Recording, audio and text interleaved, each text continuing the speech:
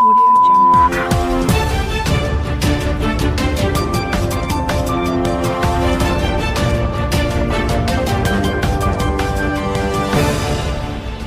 नमस्कार, ये रेडियो वर्षा है। अब आप पल्लव से वर्षा टाइम्स सुनिए।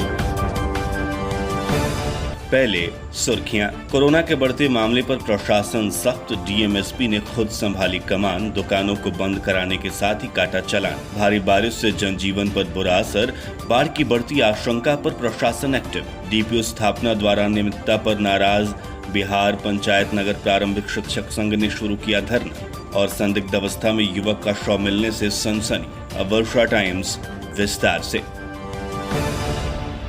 जिले में लगातार कोरोना संक्रमण को बढ़ते हुए देखकर जिला प्रशासन की तरफ से सख्ती बरती जा रही है। जिला प्रशासन ने पहल करते हुए जिले के 4 प्रखंड सदर, कुचायकोट, हथुआ, भोरे में कैंप लगाकर कोरोना संक्रमण की जांच की व्यवस्था की है। संदिग्ध लक्षण वाले कोई भी व्यक्ति स्वेच्छा से जांच करा सकते हैं। विशेष रूप से छोटे दुकानदारों की जांच कराई जाएगी। बाजार और हाटों सहित जिला मुख्यालय में कोरोना पॉजिटिव पाए जाने के बाद से प्रशासन ने सख्ती दिखाई है तथा जांच का दायरा भी प्रशासन ने बढ़ाया है। लगातार बाजारों में व्यवसायियों के कोरोना संक्रमित मिलने से जिले में सामुदायिक प्रसार का माहौल बन गया है, जिससे प्रशासन चिंतित है। कोरोना के बढ़ते मामले को लेकर डीएम ने चिंता जताते हुए जिले के कई बाजारों में बड़े पैमाने पर कोरोना संक्रमण के पहुंचने की बात कही। घर से मास्क और सैनिटाइजर लेकर लोगों के निकलने की हिदायत भी दी। सख्ती से सोशल डिस्टेंसिंग का पालन करने के लिए भी डीएम अरशद अजीज ने अपील की है। उधर डीएम अरशद अजीज और एसपी मनोज तिवारी के नेतृत्व में बिना मास्क के चल रहे बाइक चालकों का चालान काटा गया। शहर के अंबेडकर चौक पर चालान काटा गया। नगर अध्यक्ष और सदर एसडीपीओ भी मौजूद रहे। उधर शहर में आधा दर्जन दुकानों को सील भी किया गया है। डीएम अरशद अजीज और एसपी मनोज कुमार तिवारी के नेतृत्व में कार्रवाई करते हुए बिना मास्क पहने दुकान चला रहे सभी दुकानदार अस्पताल चौक और कॉलेज रोड में कार्रवाई करते हुए अगले 5 दिनों तक के लिए दुकानों को सील किया गया है। उधर जिले में कोरोना के अभी तक 281 पॉजिटिव मामले आ चुके हैं, जिसमें से 189 संक्रमित लोग ठीक हो चुके हैं। अभी भी 92 लोग संक्रमित बताए जा रहे हैं। डीएम ने अपडेट जारी करते हुए ये जानकारी दी। कम्युनिटी ट्रांसमिशन को लेकर जिला हाई अलर्ट पर है। डीएम ने अनिवार्य रूप से मास्क पहनने का निर्देश दिया है। गोपालगंज, माझागढ़, कुचायकोट और हथुआ बाजार में कोरोना पॉजिटिव मरीज मिलने के बाद से पूरा प्रशासन हाई अलर्ट पर है। बाजारों में व्यवसायियों के कोरोना पॉजिटिव मिलने के साथ साथ बाजार के निवासियों के कोरोना पॉजिटिव मिलने पर कम्युनिटी ट्रांसमिशन का खतरा बढ़ गया है। उधर जिले में अब 400 लोगों का कोरोना जांच एक ही दिन में कराई गई। 4 टीमों ने अलग अलग जगहों पर जांच शुरू कर दी है। डीएम ने जांच में तेजी लाने की बात कही। कोरोना को लेकर डोर टू डोर जांच शुरू की जाएगी। मेडिकल टीम घर घर जाकर सैंपल लेकर बढ़ते संक्रमण को रोकने के लिए जांच करेगी। डीएम ने 4 मेडिकल टीमों का गठन किया है। उधर हमारे माझागढ़ संवाददाता सुधीश प्रसाद श्रीवास्तव ने जानकारी दी कि माझा प्रखंड मुख्यालय के मुख्य बाजार माझागढ़ में चप्पल व्यवसायी और कपड़ा व्यवसायी को कोरोना संक्रमण में पॉजिटिव पाया गया है। इसके दूसरे दिन अंचल पदाधिकारी शाहिद अख्तर और माझागढ़ पुलिस ने सब्जी, दवा और किराना दुकान छोड़कर अन्य दुकानों को बंद कराया तथा बाजार में आने वाले लोगों को बताया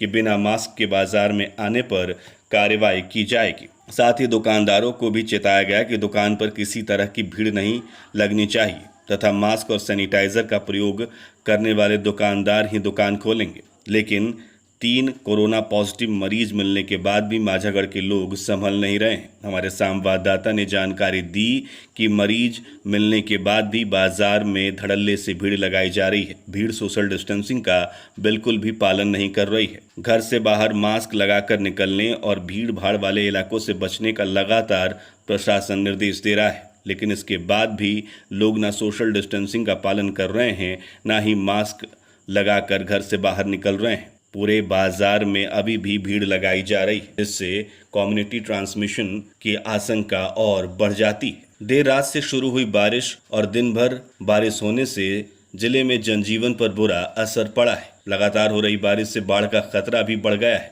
वहीं कई मोहल्ले और सड़कों पर पानी जमा हो गया है, जिससे आने जाने वालों को काफ़ी परेशानी हो रही है। सबसे मुश्किल हालात राजेंद्र नगर खाड़ी पर रहने वाले लोगों के लिए है। हर तरफ जल जमाव की वजह से उनके लिए निकलना भी दूभर हो गया है। वहीं कई और इलाकों में जल जमाव होने से लोग परेशान रहे। अधिवक्ता नगर, राजीव नगर सहित आर्य नगर और स्टेशन रोड की तरफ भी जल जमाव हुआ, जिस वजह से लोगों को आने जाने में काफी परेशानी हुई। वहीं रुक रुक कर दिन भर होती रही बरसात ने जनजीवन पर असर डाला और जिंदगी थम सी गई। उधर बाढ़ को लेकर प्रशासन एक्टिव है। सदरांचलगत बाढ़ पूर्व तैयारी के मद्देनजर एसडीसी पिंकी कुमारी, गोपालगंज सदर वीडियो पंकज कुमार शक्तिधर और सदर सीओ गोपालगंज विजय कुमार सिंह के द्वारा शरणार्थियों हेतु कम्युनिटी किचन का स्थल, रहने हेतु शरण स्थली तथा सारण बांध तटबंध की स्थिति का निरीक्षण किया गया।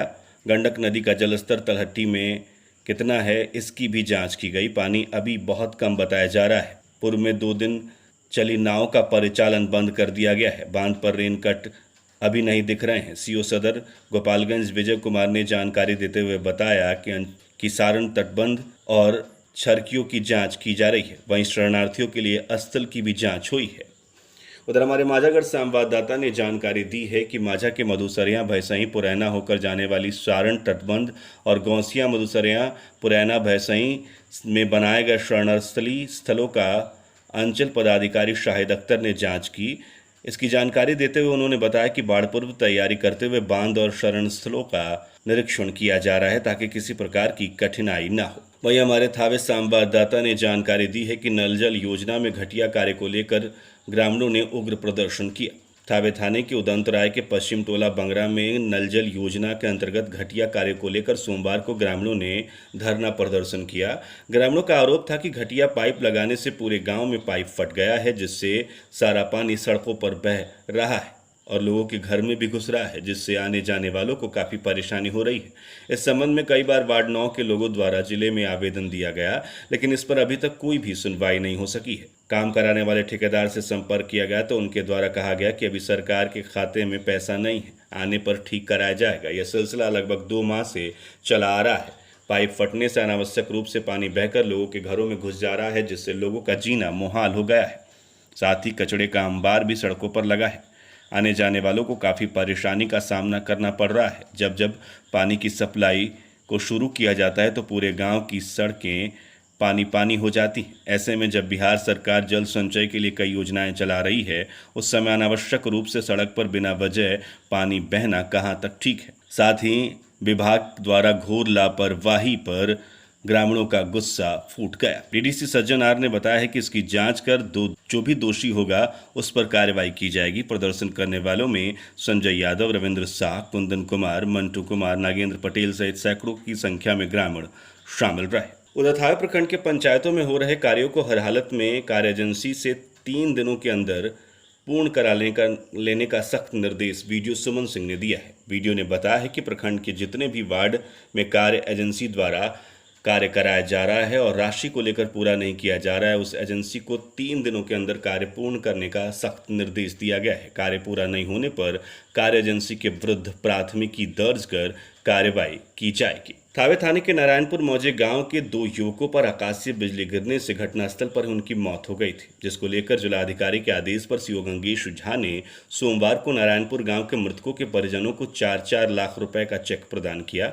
बताया जाता है कि नारायणपुर मौजे गांव के निवासी ग्यासुद्दीन का 22 वर्षीय पुत्र मुश्ताक आलम अपने मित्र करमुल्ला बैठक के पुत्र अफरोज आलम के साथ बाइक से उचका गांव थाना क्षेत्र के साथी गांव जाने के लिए निकला। बड़वा धाम के पास आकाशीय बिजली गिरने से दोनों युवकों की घटनास्थल पर ही मौत हो गई थी। थावे में 11,000 हाई वोल्टेज तार टूटकर गिरने से सुबह से लेकर शाम तक बिजली सप्लाई बाधित रही। सुबह में बारिश के साथ ही मीरगंज से चलने वाले थावे फीडर में बिजली सप्लाई बाधित हो गई, जो देर शाम तक बंद रही। जेई बबलू कुमार ने बताया कि 11,000 हाई वोल्टेज तार लगातार 2 जगह टूटकर गिर गया, जिससे लगभग 8 घंटे तक बिजली की सप्लाई बाधित रही, जिससे उमस भरी गर्मी में लोगों को काफ़ी परेशानी का सामना करना पड़ा। बिजली आपूर्ति बंद रहने से इटवा, खानपुर अजमत, वृंदावन, पिपराही, अरना, पाखोपाली, इंदरवा व शुकुलवा सहित दर्जनों गांव में सोमवार की सुबह से बिजली गुल रही। कनीय अभियंता ने बताया कि तार की मरम्मती का कार्य चल रहा है, जल्द ही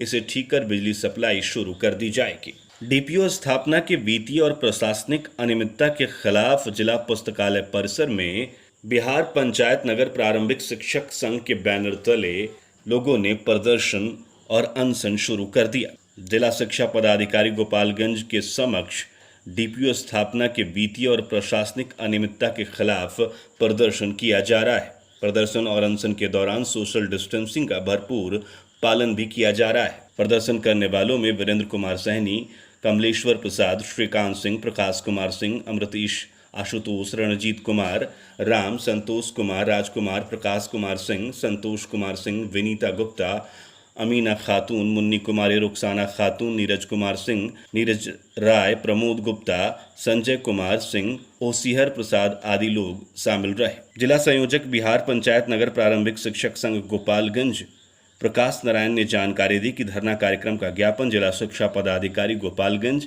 को सौंपा गया है। बारात से घर लौट रहे युवक को पिकअप ने ठोकर मार दी, जिससे युवक की मौत हो गई। बताया जा रहा है कि 20 वर्षीय प्रेम कुमार पिता सुखदेव सिंह ग्राम बाघाचौर थाना तरिया सुजान का रहने वाला है। एक शादी समारोह में वो सिवान गया था। इस दौरान लौटने के दौरान गोपालगंज बढ़रिया मुख्य मार्ग पर अनियंत्रित पिकअप ने उसे ठोकर मार दी और फरार हो गया। ग्रामीणों की मदद से इसे सदर अस्पताल में भर्ती कराया गया, जहां इलाज के दौरान इसकी मौत हो गई। पुलिस शव को कब्जे में लेकर पोस्टमार्टम के लिए भेज चुकी है। आगे की कार्रवाई की जा रही है। उधर युवक का शव मिलने से सनसनी फैल गई। हत्या कर खेत में फेंके जाने की आशंका व्यक्त की जा रही है। कुचायकोट के बेलवा में खेत में फेंका गया शव बरामद किया गया है। मृतक के शरीर पर गहरे जख्म और निशान हैं। बताया जा रहा है कि धारदार हथियार से हत्या कर शव को झाड़ियों में फेंका गया है। कुचायकोट थाने के बंगाल खाड़ के 20 वर्षीय युवक ब्रजेश यादव की हत्या कर हसना गांव के पास बंद पड़े कोल्ड स्टोरेज के पीछे फेंक दिया गया था। ब्रजेश की बाइक NH28 पर खड़ी मिली, लेकिन मोबाइल और पर्स गायब था। थानाध्यक्ष अब्दुल मजीद ने बताया कि युवक की हत्या कहीं और करके यहां लाकर फेंकने की आशंका है। आक्रोशित लोगों ने NH28 को जाम कर दिया। लगभग 3 घंटे तक NH28 को जाम किया गया। थानाध्यक्ष ने लोगों को समझा बुझाकर जाम को खुलवाया। पुलिस ने युवक के शव को कब्जे में लेकर पोस्टमार्टम के लिए सदर अस्पताल भेज दिया है। उधर नगर थाने के तुरकाहा नहर के पूरब हरखुआ में डूबने से 24 वर्षीय युवक मैनुद्दीन मियां की मौत हो गई। सदर सीओ के नेतृत्व में शव की तलाश की गई। NDRF की टीम ने नगर थाने के हरखुआ गांव के समीप इस शव को बरामद किया। रविवार को नगर थाने के तुरकाहा के समीप शौच करने गए मैनुद्दीन का पैर फिसल गया, जिससे वो नहर में डूब गया। नहर में ज्यादा पानी की वजह से उसकी डूबने से मौत हो गई। फुलवरिया में खेत से एक अज्ञात युवक का शव बरामद किया गया है। मौके पर पहुंची पुलिस ने शव को पोस्टमार्टम के लिए सदर अस्पताल भेज दिया है। पुलिस ने छानबीन भी शुरू की है। अब अंत में सुर्खियां एक बार फिर। कोरोना के बढ़ते मामले पर प्रशासन सख्त। DMSP ने खुद संभाली कमान। दुकानों को बंद कराने के साथ ही काटा चालान। भारी बारिश से जनजीवन पर बुरा असर। बाढ़ की बढ़ती आशंका पर प्रशासन एक्टिव। DPO स्थापना द्वारा अनियमितता पर नाराज बिहार पंचायत नगर प्रारंभिक शिक्षक संघ ने शुरू किया धरना। और संदिग्ध अवस्था में युवक का शव मिलने से सनसनी। इसके साथ ही वर्षा टाइम्स का ये अंक समाप्त हुआ। नमस्कार।